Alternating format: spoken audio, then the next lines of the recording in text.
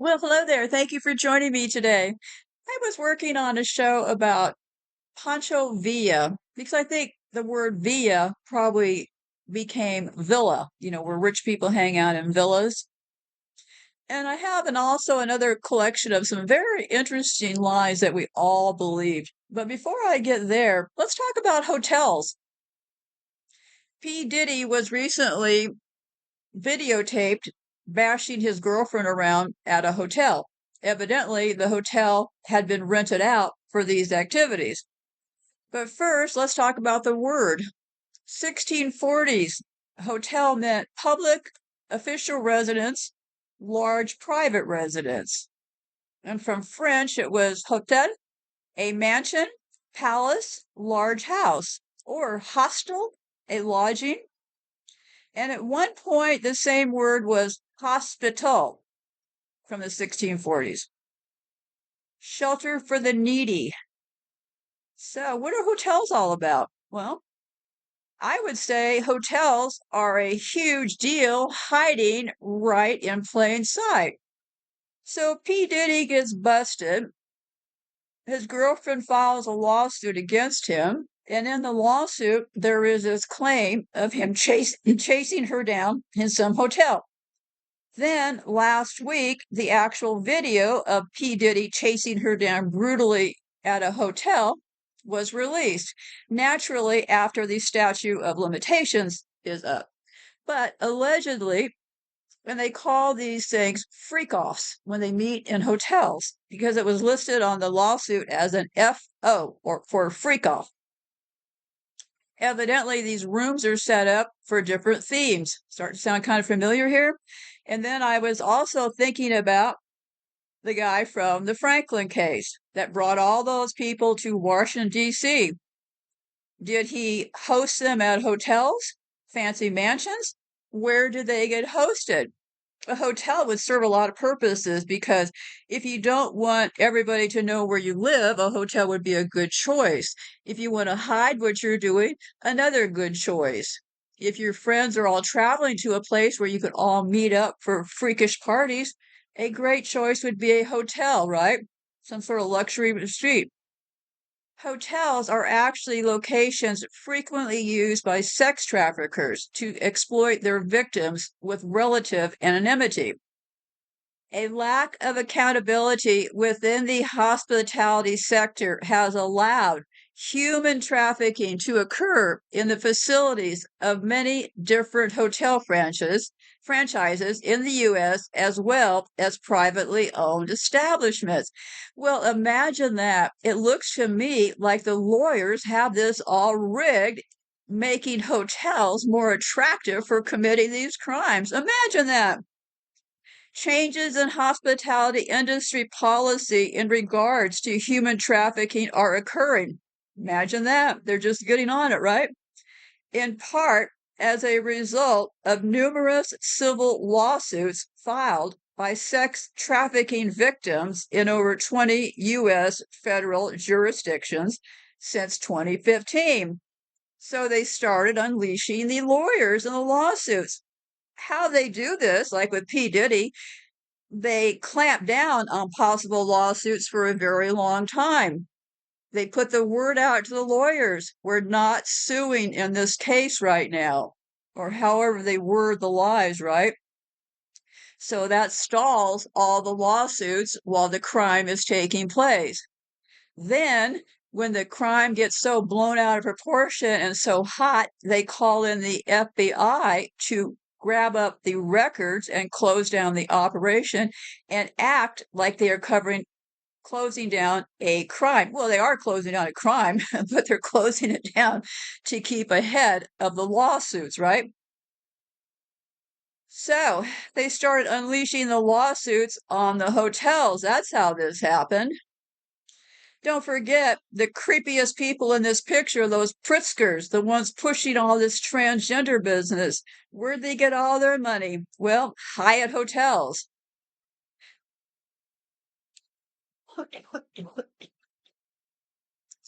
Excuse me, I swallowed wrong. Give me a minute. Okay, These cases are revealing that previous voluntary actions. Now, where does this sound familiar? Let me think here for about a minute. Hotels were previously using voluntary actions to cut down on trafficking and wild sex parties. Where else have we heard that? Hmm. Gee, I don't really remember. Maybe they've never done this before. Just kidding. So they have, okay, these cases are revealing that previous voluntary actions by the hotel sector were not enough to counter the abuse described in the victim suits, which revealed serious misconduct by hotel employees, including front desk managers, housekeeping personnel, and other hotel staff. Federal legislation enacted in 2008. Now we're right now in 2024, okay? Allowed entities that facilitated any form of human trafficking to be sued. So finally, they made legislation in 2008 that would allow entities accused of human trafficking to be sued. See how it works? But this element of the human trafficking law was not widely used by victims of sex trafficking legislation until recently, when hotels and hotel chains became the most common entities to be sued by sex trafficking victims, according to Human Trafficking Institute's 2020 Federal Human Trafficking Report. Now, how crazy is this, right? It's all the plan, not the bug in the system, right? Between 2018 and 2022, the percentage of federal civil human trafficking cases involving sex trafficking increased from 12% in 2018 to 45.5% in 2020. In 2019 and 2020 alone, federal civil sex trafficking cases were filed against over 400 defendants, including 189 hotels. There is ample reason that hotels were so visible in the civil suits.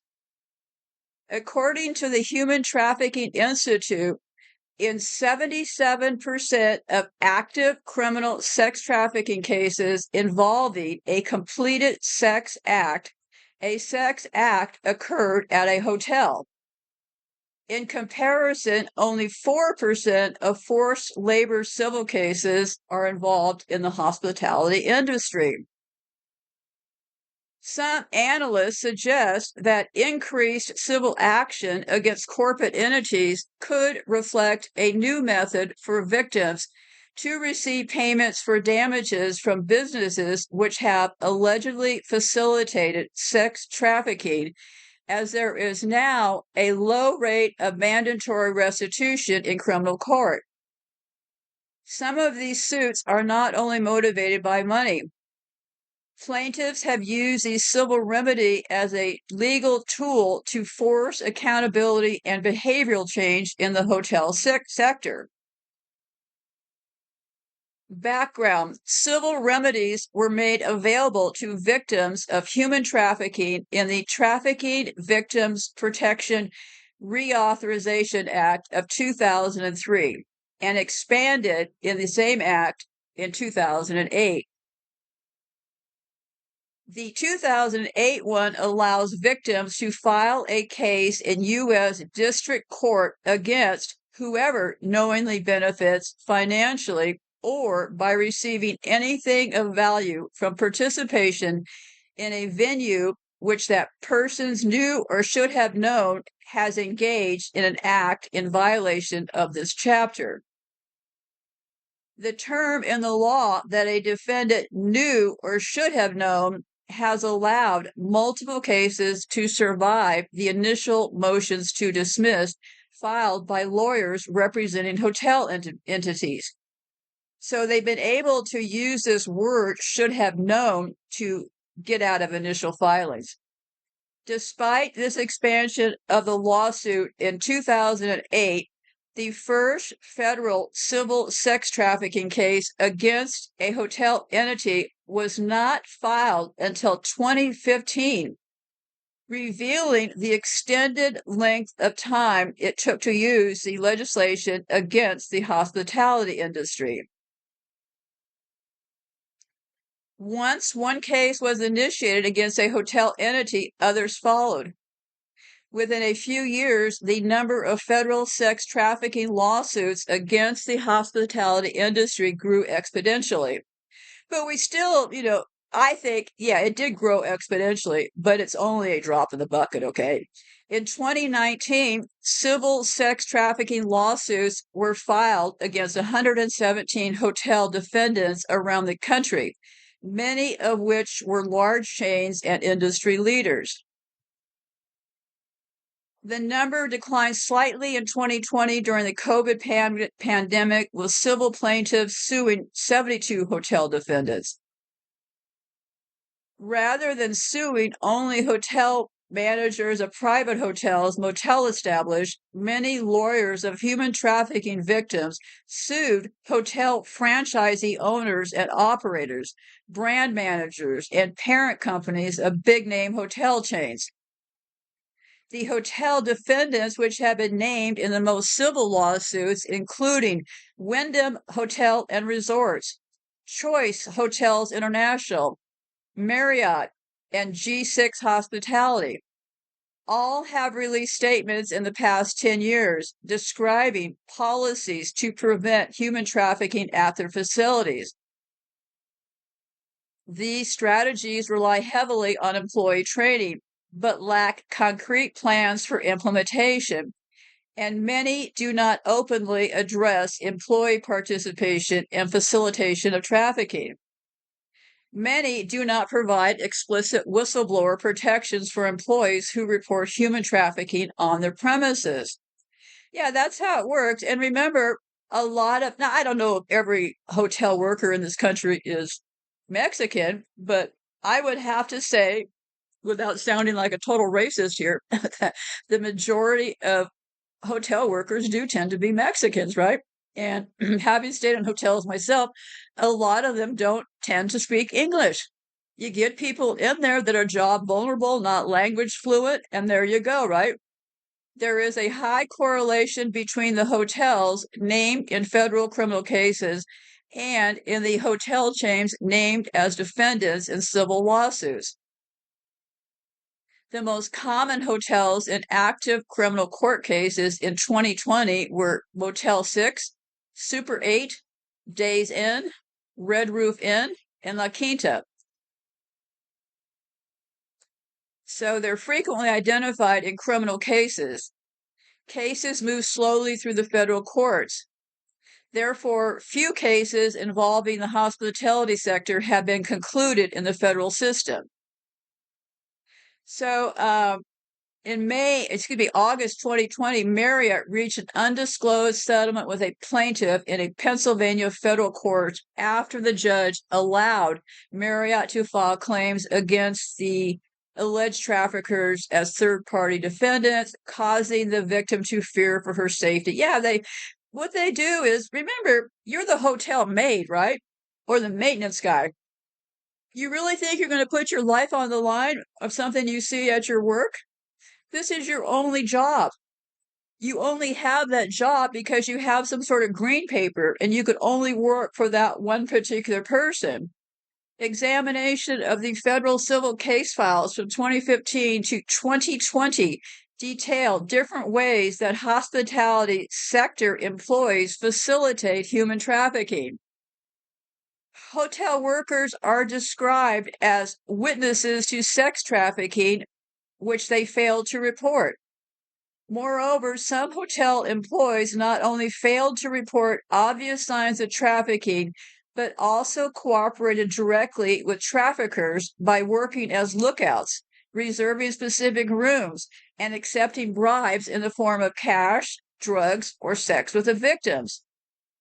For instance, one California case was filed in 2020 against multiple hotel chains, including Wyndham and G6 Hospitality. The plaintiff claimed that beginning in 2014, employees at a Super 8 motel accepted cash payments from her trafficker to work as police lookouts. And one Motel 6 employee took cash bribes in exchange for booking a room towards the back entrance of the motel. Several plaintiffs claim that traffickers and front desk employees developed a close relationship, which hindered victims' efforts to escape. For example, at the Days Inn in Hampton, Virginia in 2012, the victim, AD, managed to escape her trafficker after being violently beaten. But knowing that the hotel staff was too involved with her trafficker, she chose to run to the nearest gas station rather than solicit help from the hotel employees.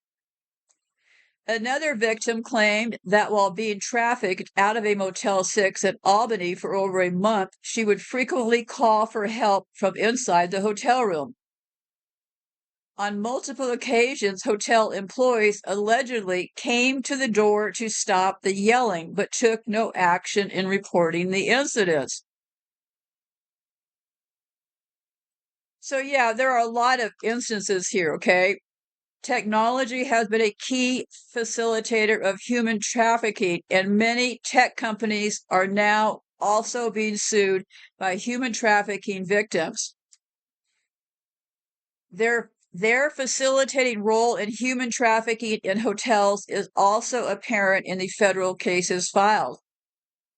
Automated hotel check-ins, and online reservation systems are technologies which limit interaction between hotel staff and members and guests, thereby curtailing a potential point of identification and interaction of human trafficking. Yeah, I never thought about that, right? Because if you're loading up your van with a bunch of traffic victims, you probably want to make your arrangements in advance, right? You probably don't want to haul up in front of the hotel with your van load of people. Better if you could just facilitate it online. Hotel amenities such as computers and Wi-Fi were repeatedly used by traffickers to upload advertisements soliciting buyers for sex on web pages such as Backpage, BedPage, CityX Guide, and Craigslist. In the previously mentioned Atlanta microtel case, the victim's trafficker allegedly used the hotel computer visible to employees from the hotel lobby to update advertisements for sex with the victim exploited at the same hotel. There are diverse reasons that companies have been reluctant to introduce policies against human trafficking. Please, let's hear some of them. Some refuse to recognize the ubiquity of the problem. For others, it could be a product of corporate fear that consumers would associate franchise brands with sexual exploitation.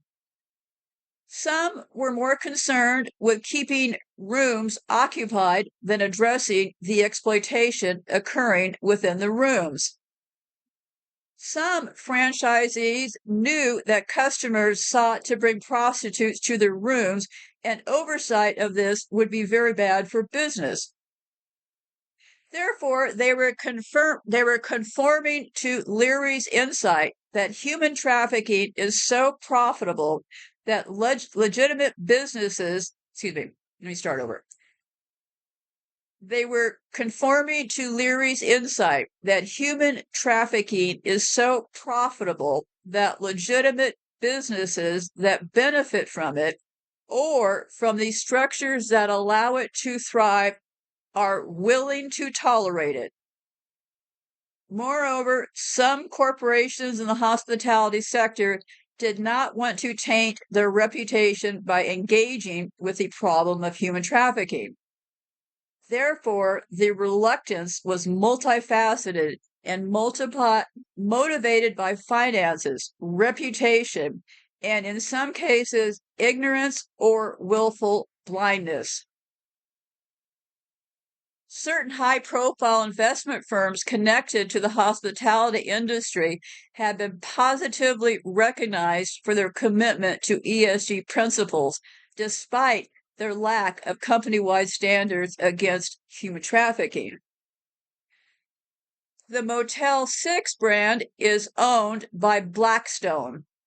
You heard me right. Motel 6 is owned by Blackstone, one of the world's largest investment management companies, which has openly endorsed environmental sustainability and workplace diversion and exclusion. Well, this was before Larry Fink came out and said, "Hey, what are you guys talking about? I never said any of that stuff." Of course, because Larry Finker is a lying woman. Despite embracing certain aspects of corporate responsibility, the firm has neither addressed the human trafficking occurring on its properties nor encouraged anti-trafficking procedures across its company portfolio. Certain companies have adopted more robust anti-trafficking ESG policies in recent years, and some have attributed this shift to Marriott's well-received 2017 decision to require employee human trafficking training at all owned and franchised locations. They have all publicized partnerships with the anti-trafficking organization ECPAT to demonstrate their corporate commitment to fight trafficking organization. So this ECPAT hosts a voluntary initiative. Of course, it's all voluntary, right? Known as the Code, which consists of 6 criteria, including, and this is all voluntary, okay? Including the adoption of anti-trafficking policies and procedures, which companies must adhere to in order to gain membership. Attorneys representing sex trafficking victims in civil court have cited these partnerships as evidence that hotel defendants are aware of the product of human trafficking, but in practice showed a willful blindness for the sake of profit. Examination of ECPAT's website for hotel conformity with these core elements of their checklist shows a generally low level of compliance. According to a 2019 report from ECPAT USA, which compared the progress of various travel industry sectors in combating human trafficking, the franchise hospitality sector scored 70% in the adoption of policies and procedures against trafficking, which was the highest rating among sectors. However, franchise hospitality fell behind aviation and travel management companies in policy implementation and scored below the overall industry average on the inclusion of child sex trafficking in relevant contracts and subcontracts. That's how the game is played. What happens is they carved out, looks like they carved out the franchise hospitalities, right? Well, most of these hotels are owned by franchise owners, right? That get that franchise from the, all they're doing is legally shielding themselves. Conclusion: corporate competition, brand reputation, and the threat of lawsuits have motivated many companies in the hospitality sector to adopt anti-trafficking policy. Unfortunately, there has been more focus on the adoption of policies and less on their effective implementation. That's how it always works, right? The need for better policy implementation is also made apparent by weak employee training requirements among many signatories of the code. As of late 2019, neither Wyndham nor Choice Hotels mandated employee training as a requirement for their franchisees. Despite this, employees across the industry are expected to bear the burden of identifying trafficking and act as the eyes and ears of the hospitality industry. and several companies provide confidential hotlines for employees to report unethical behavior. Yet the hospitality response is still placed heavily on employees in potentially vulnerable positions who are rarely protected by whistleblower policies. And also, I would have to add, likely some of the most poorly paid workers in this country, right? Hotel and motels outside of the United States are also vulnerable to sex trafficking. Many of the hotels cited in U.S. federal criminal and civil cases operate globally and manage or franchise hotels internationally. Therefore, these problems discussed are not confined to the United States. Research in Europe also identifies the critical role of hotels in the crime of sex trafficking.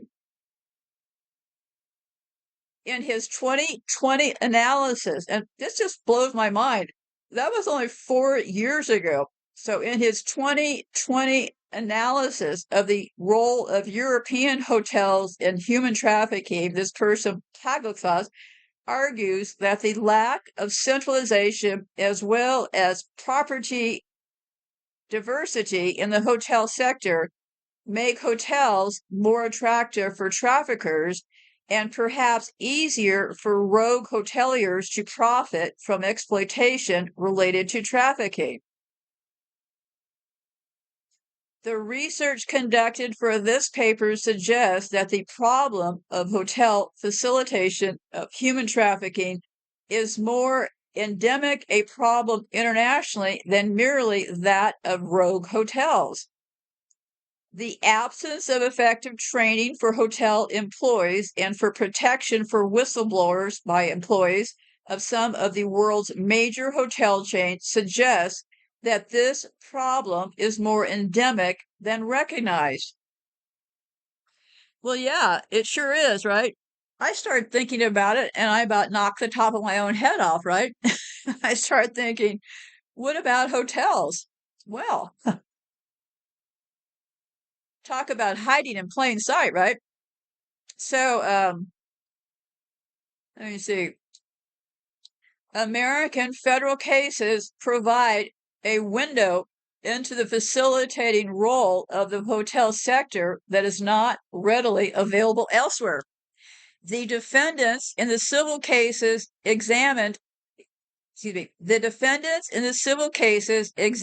include hotel management companies, property owners, and facility service companies, reflecting the highly diversified supply chain of the hospitality sector.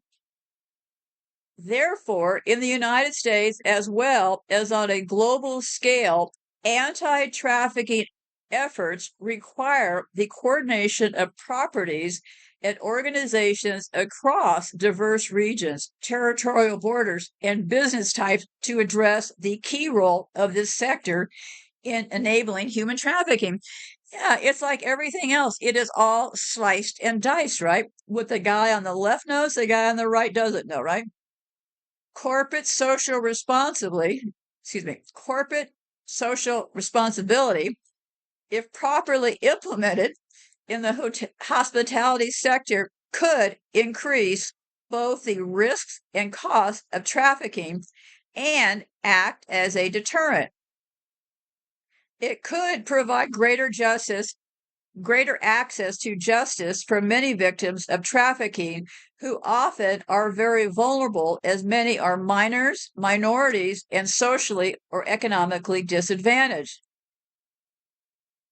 As a 2018 Polaris report on human trafficking within the hospitality industry stated, simply adopting policy is not enough.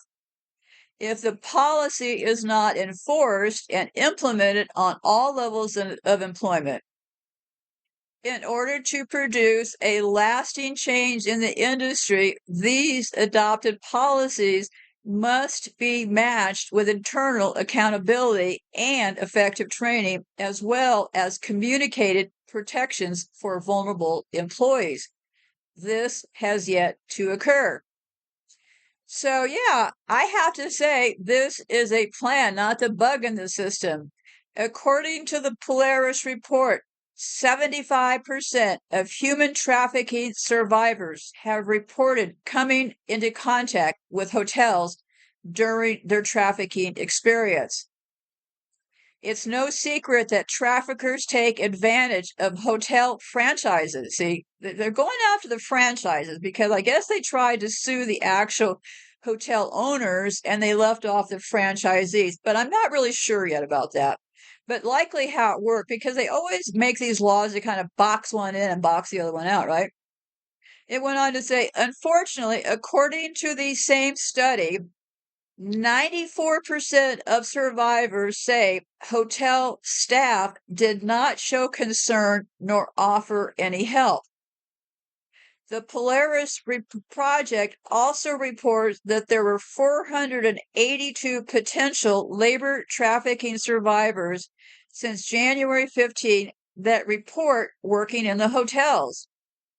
So I guess they put labor trafficking survivors to work in the hotels, unless I have this not correct. These survivors in the supply chain of the hotel mostly hold jobs such as housekeeping subcontractors. Due to these employees not being direct hotel hires, they're much more vulnerable to abuse, such as lack of pay and working unfit hours. Trafficking isn't exclusively to only those who physically step foot into the hotel for work. Hotels that don't check the labor practices of vendors who manufacture products such as bed sheets, coffee, and soaps may be complacent to labor trafficking. Contrary to popular misconception, human trafficking does not just take place in cheap and seedy motels that no one has ever heard of. Traffickers run their business according to the convenience of the location, buyer comfort, price, infrastructure, procedures, and more. Oftentimes, they also look out for whether the hotel is prone to law enforcement monitoring the area and how busy the staff is.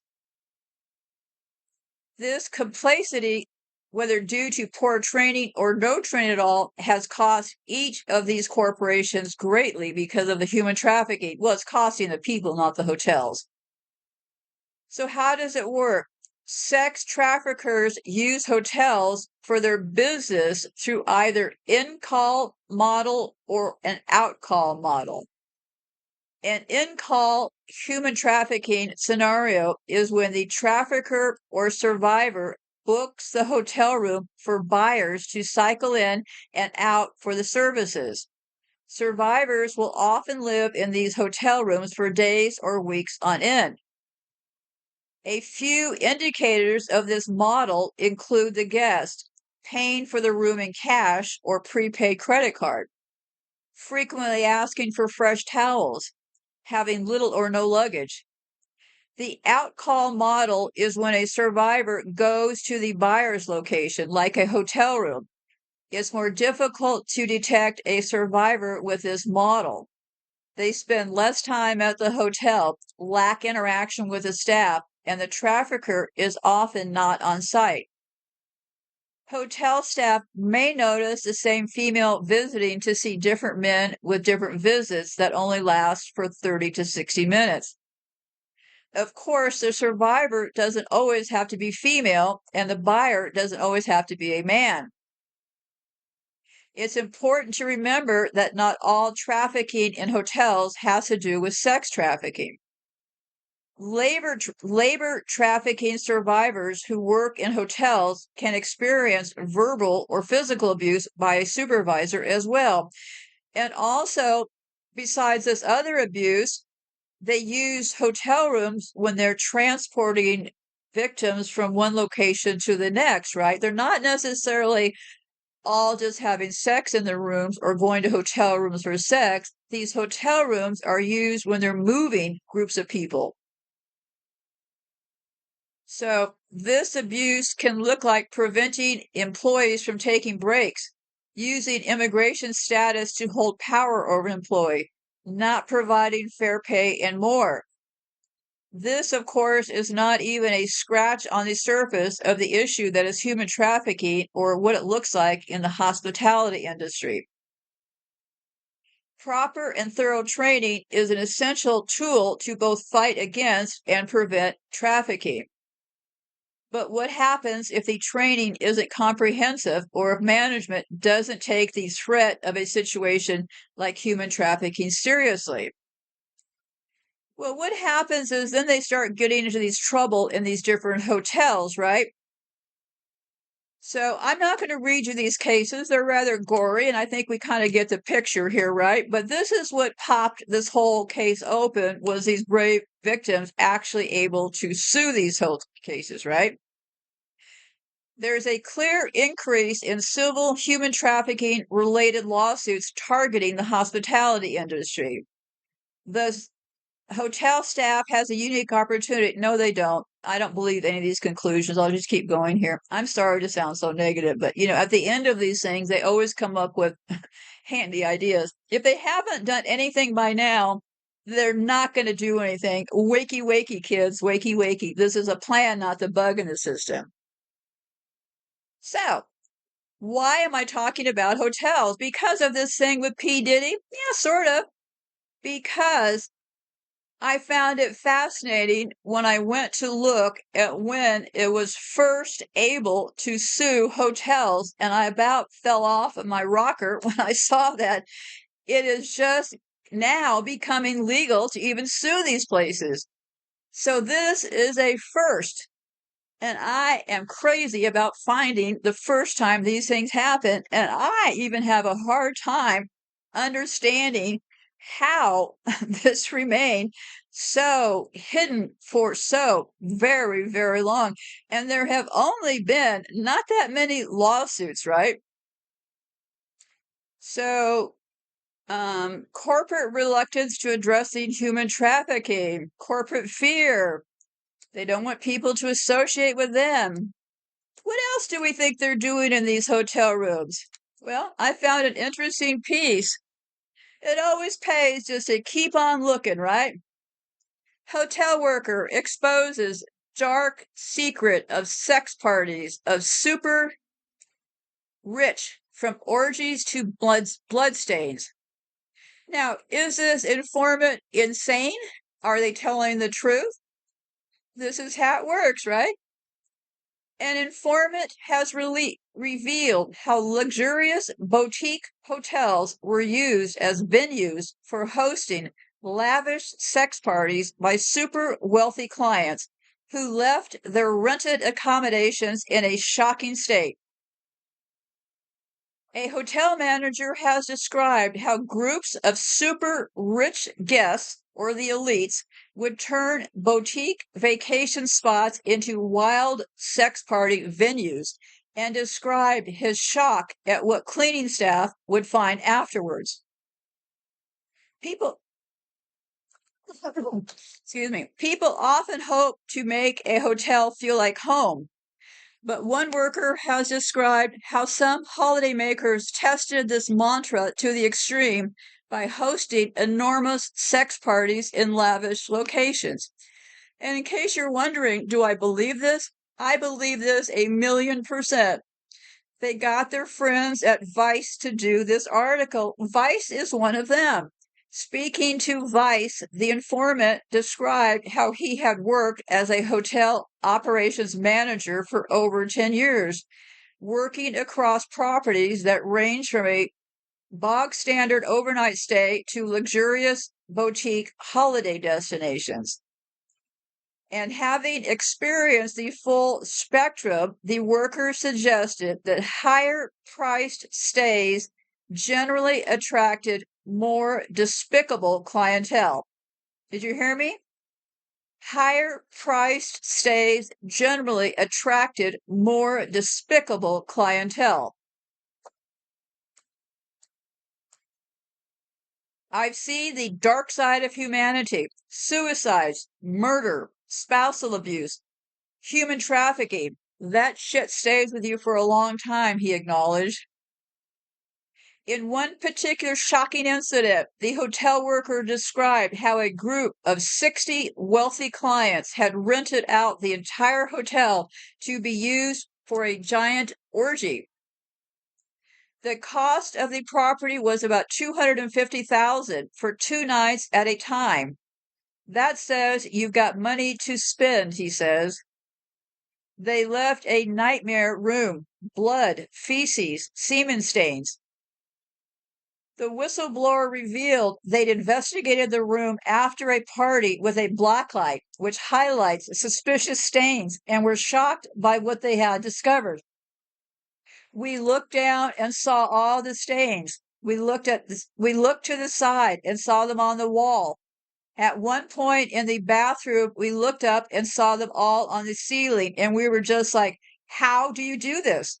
This is not human. Were you on the ceiling? He remembered. In another moment, the interviewee was met with another group of super wealthy clients. They discussed buying a fleet of aircraft in the lobby and had sexually charged plans for their stay. They were spending as much as the luxury wedding, and it was basically a giant swingers orgy, he recalled. We'd have people having sex in the pool, people lying on the wine bars naked, a couple having sex on a balcony in plain view. The group was so organized in their mission that they even decided upon themed rooms for different activities, including an under the sea option as well as a Wild West room. One couple we had to talk to while they were naked, he added. They would purposely wait to start having sex until housekeeping wanted to clean the room. They wanted somebody to watch. And then I found another article. Wild sex parties are being held at top hotels, leaving suites covered with feces, and bosses are blaming multi-millionaire Saudi Arabians. Workers from hotels in London, Bahrain, and Paris have spoken out against the alleged parties that they have to clean up after. The orgies take place in penthouses and presidential suites involving both male and female. The groups always pay for the damage, but hoteliers are turning customers away if they believe they intend on hosting such parties. An employee who works in Bahrain for a Middle East-based hotel group told Metro UK that these sex parties were common knowledge. Speaking anonymously out of fear for losing their job, one worker said, because Bahrain is a short trip away from Saudi Arabia, it is seen as the ideal place for a quick break away from prying eyes for the ruling class. However, various hotels have had to deal with awful scenes in their very best of rooms due to the sex parties, which always seem to involve human feces being left on beds, glass tables, and the floor. As Bahrain is seen as Saudi Arabia's weaker little cousin, it puts hotel managers and owners in a very difficult position when it comes to complaining about the practice. They added, however, because these men are from Saudi Arabia's ruling class, they can afford to pay for the damage. Sometimes the cleanup costs can be as much as $200,000, and they always pay. That is not the problem, but the inconvenience is huge. What hotels now are having to do is claim they're fully booked so to avoid the situation totally. Stories about the Saudi Arabian ruling class holding sex parties date back decades. In 2012, a former prostitute posted on the internet her experiences being paid vast amounts of money for sexual favors, which even included putting live salmon up in men's anuses to fulfill a fetish. They told Metro UK, These are the best rooms in the hotel, if not London, if not the whole country, and they are covered in shit when they are left. It's fucking rank, man. I am on near enough minimum wage, and I am faced with the most disgusting things I ever seen in my life. It's something that will put you off your dinner, that is for sure. The smell, especially if the sun has been shining through the window onto the poo. It is disgusting. Thank God we do not have to clean it up. We have to put in a call, and then specialist cleaning companies will deal with it because there could be all kinds of diseases. They added, it's not just London this is happening. We had a French manager who was telling us the same thing in Paris. But no one talks about it because these people are the richest on the planet. So they can shit on each other and get away with it despite ruining some of the best carpets in the country. In the UK, under the Health and Safety Work Act of 1974 and Control of Substances Hazardous to Health regulations in 2002, employers have a legal duty to protect the health and safety of their workers who come in contact with it. After being turned down by hotels who have cottoned on to what has been going on, they have moved their wild sex parties to expensive London flats, according to one worker. This is not hiding. This is, in fact, in plain sight. I believe this 100%. They have lots of ways of bringing these victims in. They have snuff rooms. They set up movies in these different rooms. There is something fundamentally wrong with all of these people in charge. There is something more than fundamentally wrong. The evil shoots through the tops of their head. There are no more evil people on this planet than the elites. Why do they have to go to hotels? Why?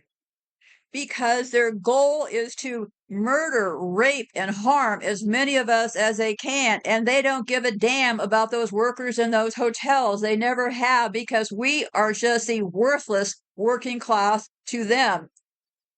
Do you realize that protesters are now outside of Antony Blinken's house? Yes, you heard me right. They're complaining like crazy now because the protesters are now taking their place up outside of Antony Blinken's house. They're saying, oh, this isn't fair. Why do you come and bother him in his home? I say bother them all in their homes. Stop them from taking kids to hotels. Stop them from doing rape and shitting all over hotel rooms. There is something wrong with these people. They cannot be resolved with. They cannot be trusted. They have broken every treaty they have ever made with anyone. They have robbed and raped their way through the last couple hundred years. Why are they still continuing on? They're continuing on with our agreement. Imagine that. You're proud to be an elite, right? Because they're really damn proud of this. Like one of the psychopaths that I interviewed for my book said, he said, if you ever think that we're not completely happy the way that we are, then you have missed the entire point. They are happy the way they are. They are doing this in purpose for some reason, for some very disturbed reason. They like spreading human shit, excuse my French, all over hotel rooms. Now, something is really off with all of that, right? Am I the only person that finds this like the most revolting thing I've ever heard?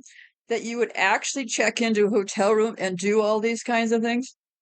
Well, these people are doing it. These people are doing it. And it looks to me like another case of they made sure the laws would not catch up to them, right? Because if no law could convict them, well, they run free. So are they going to protest more than Antony Blinken's home? Well, time will tell. I don't run a cult, so there's nothing I can do about it. But I'm finding it interesting that these people are now getting called out at their homes. Call them all out. Show them what they're doing. Do you think that Antony Blinken never attended one of these little events? Heh, I would think again, be safe out there and goodbye for now. These scumballs are running the world.